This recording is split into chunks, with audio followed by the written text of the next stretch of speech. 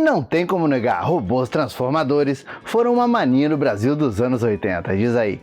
E quem comandou essa onda de 2 brinquedos em um foi a Estrela com o slogan "Se não for Transformer, não é Transformer". Que apesar de parecer o mesmo que falar que água hidrata, era uma forma da líder do mercado de brinquedos avisar para as concorrentes, a Glaslit e a Mimo, que os seus mutantes e converts não passavam de cópias baratas e que jamais fariam frente para os seus Transformers. Agora, será que realmente foi isso que aconteceu quando essas 3 linhas de brinquedo invadiram o mercado nacional? Então, muito mais que relembrar os brinquedos e a chegada do desenho animado dos Transformers e também dos GoBots aqui no Brasil, hoje a gente vai fazer um trabalho investigativo para saber mais sobre os bastidores dessa batalha em solo brasileiro, descobrir quem saiu vencedor e também descobrir as origens dessas maluquices em formatos de brinquedos que somente nós brasileiros tivemos. Ou será que não, hein? Bom, eu só sei que se você gosta de conhecer a história de desenhos famosos e brinquedos ainda mais famosos no Brasilzão dos anos 80, seja bem-vindo a mais um Coleção em Ação Show.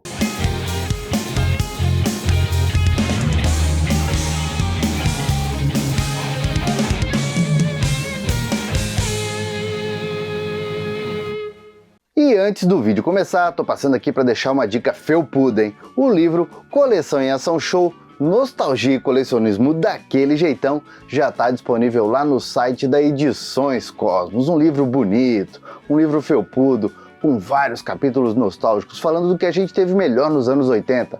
Tem MacGyver, tem Tartarugas Ninja, tem Thundercats, tem He-Man, olha, tem muita coisa que vocês vão curtir demais, eu garanto, hein? Então, fica a dica se você não adquiriu ainda esse livro felpudo.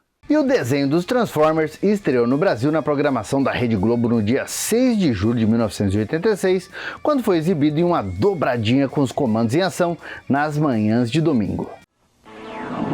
Para invadir o quartel-general dos Autobots, Megatron constrói uma cópia do líder. Transformers, hoje, 1:45 da tarde.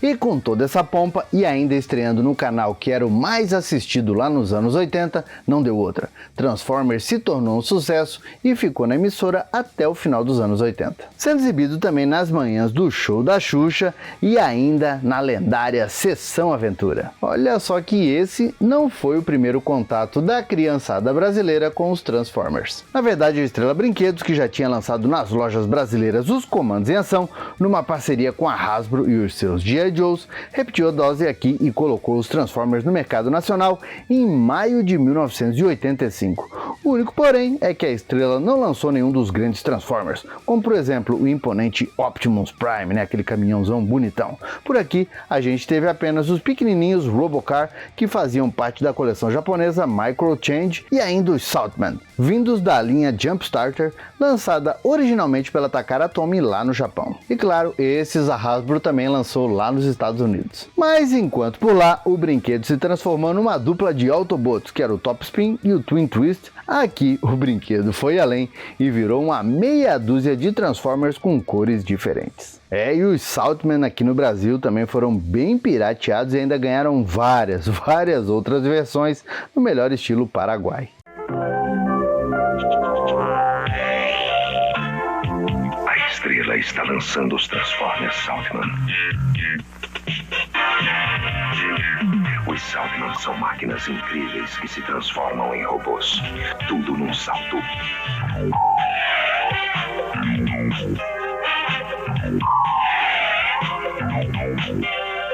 Transformers Saltman. Mais um salto da Estrela em direção ao futuro. Outro fato curioso é que a Estrela fez tudo direitinho como manda o riscado e fez realmente um contrato ali com a Hasbro. Mas sabe-se lá por quê, a logo brasileira não era a mesma da versão norte-americana, sendo uma criação alternativa e até que bem bonita da Estrela. Inclusive, não se sabe se com o aval da Hasbro ou não, mas a Estrela ainda terceirizou os Transformers brasileiros para a Argentina Antex, com direito a logo Tupiniquim e tudo mais por lá.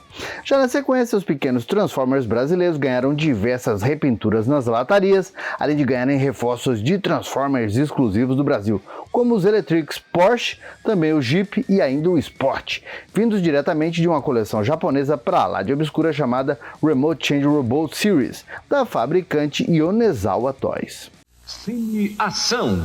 Oferecimento Transformers da Estrela. Se não for Transformers, não é Transformers. Olha, também vieram os Transformers Bate-Robô nessa época, mas disso a gente fala já já. O caso é que a Estrela aproveitou e ainda lançou por aqui muita coisa com a marca Transformers, indo de um jogo de mesa bem interessante, bem bonitinho, quebra-cabeça cheio de estilo e até mesmo kits de pintura estampando Autobots com cara de banquinha de camelô, ou seriam os Optimus. Também Optimus ao invés de Autobots, mas também é outro assunto que a gente chega já já. Calma aí. O caso aqui é que os Transformers da Estrela iam demorar mais de um ano para ter reforço do desenho animado na TV, e pensando bem, quando a Estrela lançou os brinquedos por aqui, nem tinha previsão para a chegada do desenho animado. Então, pelo menos, os Transformers da Estrela ganharam reforços dos quadrinhos, dos nossos gibis.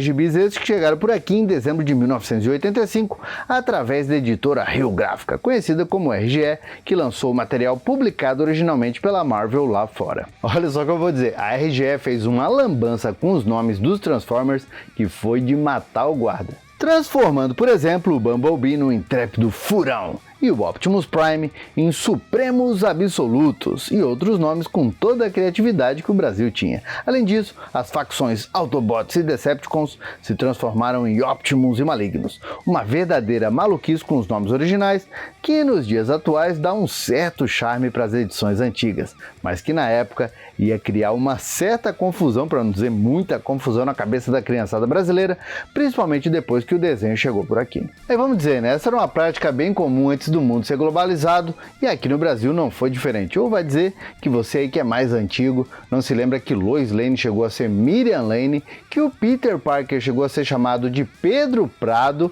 e que o Flash lá da Era de Ouro era conhecido aqui no Brasil como Joel Ciclone. Isso só pra gente dar alguns exemplos. O negócio é que a Estrela seguiu essa tendência de nomes da RGE e já na segunda leva de Transformers também batizou assim os novos brinquedos, que na verdade só mudaram de cor, dividindo as facções entre Optimus e Malignos por um certo tempo. Só que enquanto nos quadrinhos as duas facções tiveram nomes trocados, mas mantiveram ali os símbolos dos Autobots e dos Decepticons, que obviamente já vinham ali nos desenhos do material original, a Estrela teve problema para acertar esse detalhe de licença com a Hasbro e criou por conta própria novas insígnias para os heróis e vilões.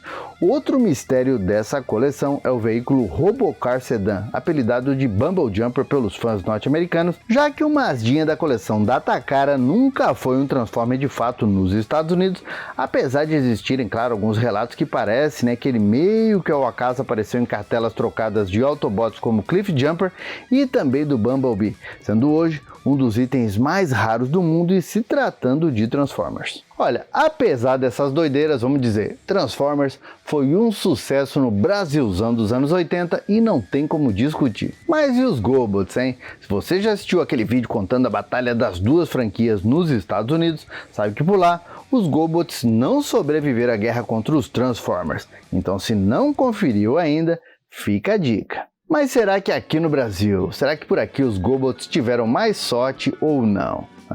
Na dúvida, deixa aquele like felpudo que a gente vai descobrir tudo a respeito disso. Olha, a primeira aparição dos Gobots no Brasil não foi como Gobots, já que a coleção chegou por aqui próximo do Natal de 1985, sendo lançada pela Glaslit Brinquedos com o nome Mutante. Este é o mundo dos mutantes Glaslit. Um mundo de fantásticos robôs com o poder de se transformarem em veículos comuns e novamente em mutantes Glaslit. Entre também no mundo da mutação. Tenha toda a coleção Mutantes.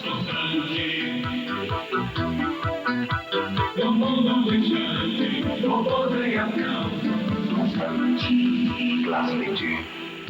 Só que veja você, indo fundo na Deep Web e também ali nos fóruns norte-americanos a respeito de brinquedos, eu descobri duas possibilidades para a origem da chegada dos GoBots aqui no Brasil. A primeira seria uma brecha que a Tonka deixou no contrato com a Bandai e que pode explicar um pouco dessa maluquice que foi GoBots no Brasil. Ao contrário da Hasbro, que foi ali e deixou tudo amarradinho com a Takara para ter exclusividade dos brinquedos japoneses no ocidente, a Tonka só se preocupou com os Estados Unidos. Então essa brecha de licença, mais os contatos que o Sr. Yasu Yamaguchi tinha no Japão, fez com que a Glaslit, a exemplo da Tonka, buscasse os moldes diretamente com a Bandai, rebatizando os Machine Robô por aqui como Mutantes, já que obviamente o nome GoBots era exclusivo da Tonka. Ou seja, os GoBots da Glaslit na verdade não eram GoBots. E aí, também como o desenho dos GoBots ia demorar bastante para chegar por aqui, a Glaslit deu novas cores e batizou os brinquedos como bem quis, com o tubo se transformando em Zardos de cores diferentes e até mesmo uma versão maluca da Super Máquina. O GoBot Hans Kuff virou o Golian branco e também o Golian azul e ainda o Bombeiro Mega Man. O Líder 1 virou os genéricos Sonic vermelho e Sonic azul e por aí vai. A verdade é que de saída a Glaslit não chegou a usar meia dúzia de moldes dos Machine Robô, mas como teve tantas cores novas, tanta reimpressão de cores, parecia que a coleção era gigante. Entre no mundo dos mutantes Glaslit. Colecione os robôs que se transformam em veículos e novamente em robôs.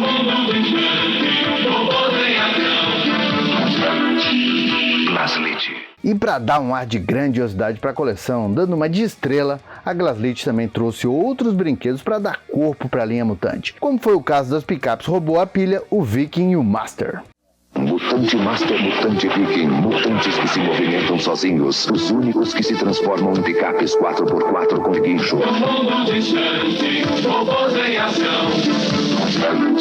Glaslit.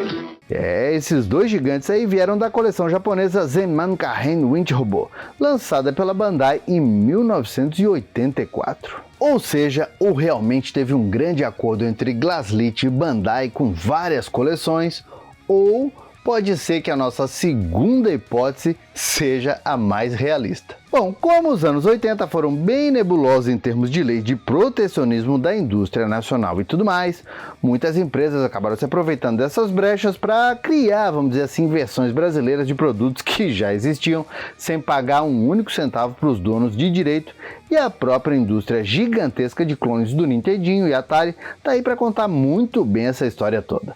Com base nisso, alguns dizem que a Glaslit nem mesmo fez contrato com a Bandai, só comprando os brinquedos no Japão, já que vivia com representantes por lá, copiando os moldes na cara dura por aqui. Olha, não existe nada confirmado realmente, nem que sim, nem que não, mas também tem algumas características dessa coleção que levam a gente para esse caminho. Por exemplo, o fato de nem chegar perto de utilizar os nomes originais e ainda a ausência de qualquer logo da Bandai nas cartelas pode ser um indício de que a Glaslit foi por esse caminho, já que outras coleções da Glaslit da mesma época trazem referências de marca direitinho como manda o figurino. E aí, como tinha até um mutante da Super Máquina em se tratando da Glaslit, boa e velha de guerra dos anos 80, não é de se duvidar. E isso que eu ainda nem cheguei na saga do mutante Crashtron. The Transformers will return after these messages. E tá gostando desse vídeo? Eu aposto que tá. Então se você tá chegando agora aqui no canal, aproveita para se inscrever e badalar o sininho. E melhor ainda, vamos compartilhar?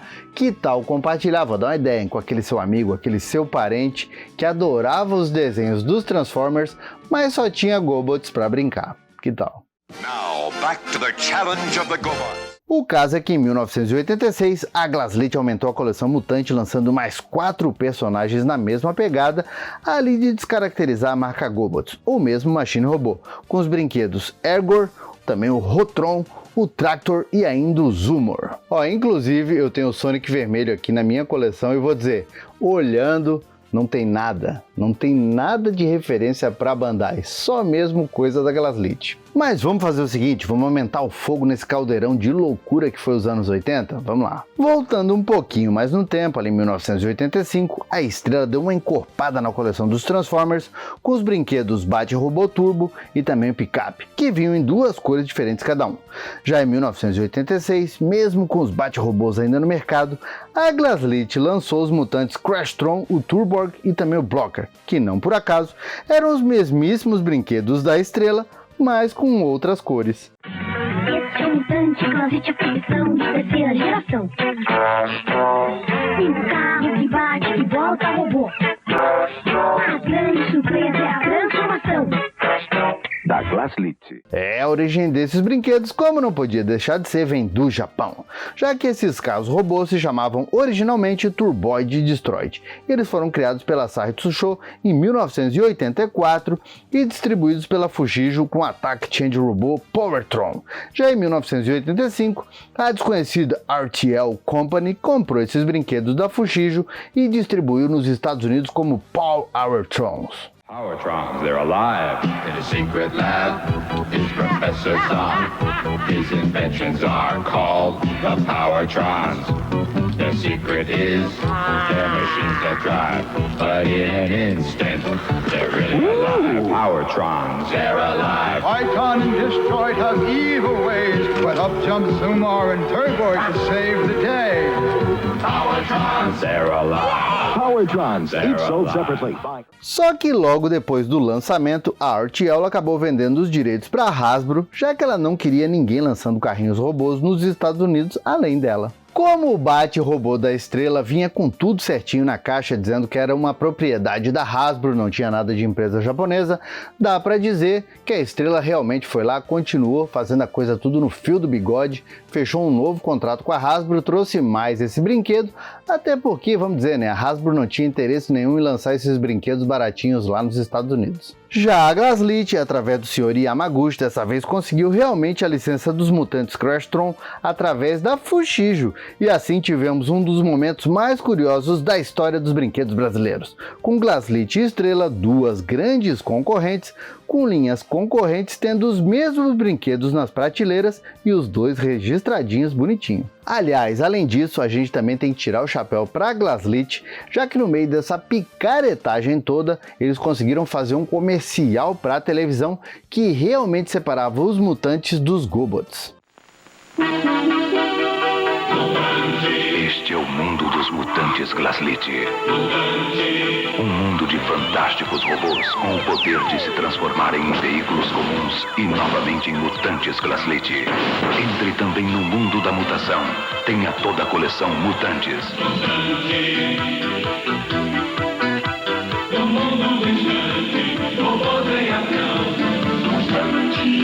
Glaslite.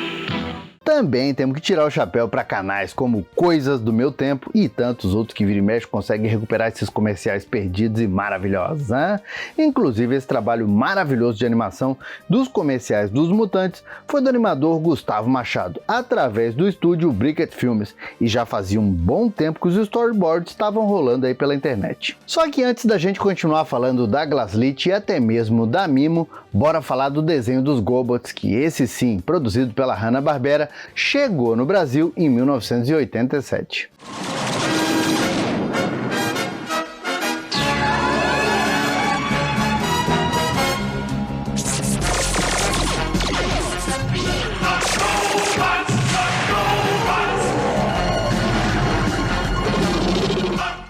Já que finalmente o desenho estreou no show da Xuxa no dia 12 de janeiro de 1987, naquele tipo de começo do ano todo especial, quando a gente esperava a chegada dos novos desenhos para assistir nas férias. E isso era bom demais, hein? Diz aí. E o desafio dos Gobots, como ficou conhecido por aqui, foi dublado pela Herbert Richards, como sempre com grandes nomes, como o saudoso Garcia Neto dublando o Turbo, o gigante Luiz Fer Mota dando voz ao Líder 1, o querido Mário Jorge como Scooter, o eterno Silvio Navas como vilão Psy-Q e por aí vai.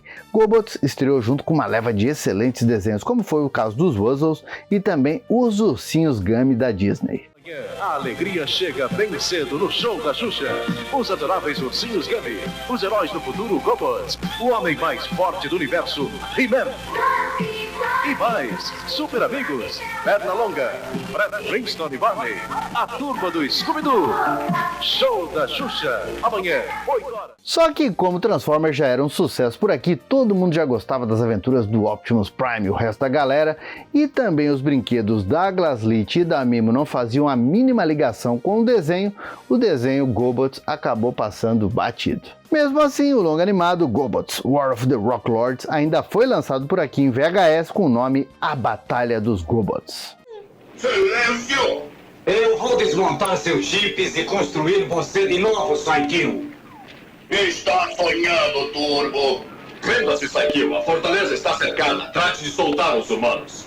Você deve estar brincando. Mas vamos fazer o seguinte, como a gente já falou dos converts da Mimo, vamos encaixar ali a última pecinha nesse quebra-cabeça brasileiro. Muito antes do desenho chegar por aqui, em 1985, assim como os mutantes da Glaslit, a Mimo colocou no mercado uma nova coleção de robôs transformadores chamados Convert, e que juntamente com as coleções da Estrela e da Glaslit, virou preferência da criançada no Dia das Crianças e Natal daquele ano. Inclusive, como mostra esse anúncio da Mapping, todas as 3 coleções foram vendidas na rede de lojas pelo mesmo valor, aumentando em muito o fator de diversão da criançada da época. Mas como raios, hein? Como é que a gente tinha 2 coleções de GoBots no mercado ao mesmo tempo, com o mesmo valor e tudo mais? Como é que explica isso? Novamente, nada de concreto sobre isso, até porque não tem nada escrito daquela época, não se existe registro, nem as próprias empresas têm, então é uma bagunça. Mas tem vários indícios que levam a uma conclusão. Primeiro, assim como a Glaslit não trazia nenhuma referência a Bandai como seria de praxe, o mesmo acontece com os Converts da Mimo. Além disso, os nomes foram recriados, deixando tudo genérico, como o GoBot Louco virando simplesmente Locomotiva, o Road Ranger virando apenas Carreta, e obviamente sendo o nosso Optimus Prime na falta do brinquedo original, e por aí vai. Outra que, tirando o GoBot Crane Brain, que por aqui virou simplesmente Guindaste, e que lá na segunda leva de brinquedos da Glaslit virou Mutante Ergor, minuciosamente, nenhum dos brinquedos repetiu nas coleções, ficando a Glaslit com uma leva de robôs e a Mimo com brinquedos diferentes, podendo lançar as 2 coleções em 1985 ao mesmo tempo e numa boa. Então todos esses indícios levam à conclusão que a Glaslit foi no Japão, comprou os brinquedos da Bandai, trouxe para o Brasil, fez ali os moldes e quando viu que não ia usar tudo, vendeu para a Mimo o que sobrou. Além disso, a parte de trás da cartela da Mimo ainda dá mais um indício dessa falcatrua com os japoneses. As fotos dos robôs e veículos colocados ali não são dos GoBots nem dos próprios Converts, já que a pintura é dos Machine Robô da Bandai. Tem mais? Tem mais. O ônibus, o famoso ônibus, conhecido como Mimobus por aqui, nunca foi lançado como GoBot nos Estados Unidos, sendo exclusivo da linha japonesa, saindo por lá com o nome Double Decker Bus Robô MR27. A Mimo ainda teve as manhas de lançar caixinhas com vários Converts e vou dizer, era bem caprichada, dando para levar para casa 6 robozinhos de uma vez só. Bom, a essa altura do campeonato você pode estar pensando, mas será que não foi a Mimo que foi no Japão, que fez essa falcatrua de pegar os mods por lá, trazer para cá, replicar e vender para a Glaslit? Por que será que foi a Glaslit que fez isso? Olha, se todas as outras linhas japonesas que viraram mutantes não foram suficientes para te convencer no início do novo milênio, a Glaslit simplesmente reviveu a linha mutante. Só que como nessa altura do campeonato, infelizmente, e vamos dizer realmente infelizmente, a empresa paulista já estava mal das pernas, os caras já estavam vendendo a janta para comprar o almoço do outro dia, os brinquedos foram lançados igual a cara deles, foram lançados todos eles de plástico, sem pintura, uma coisa medonha, mas foram lançados. Então, novamente, vamos lá, não é o que você ia esperar de alguém que realmente conseguiu a licença da Bandai, depois de um tempo ter que devolver, A parte de trás das cartelas listava os brinquedos Extendor, também o Sonic, Demolon, o Guardian, Rotron, Flamor, Destructor, Megator e Tractor. E essa, assim, entre aspas, nova coleção desapareceu tão rápido quanto surgiu no mercado, até porque o plástico era bem vagabundo. E aí, para fechar a fatura da loucura com chave de ouro, mesmo com a abertura do mercado nacional com a era Color, a Estrela parou de fabricar Transformers, mas continuou lançando os brinquedos por aqui por um bom tempo, vindos diretamente da Hasbro, até que a empresa norte-americana resolveu caminhar por pernas próprias. A energia se transforma com Transformers Cybertron. Eles estão mais poderosos do que nunca. usarão toda a sua força para salvar Cybertron da destruição.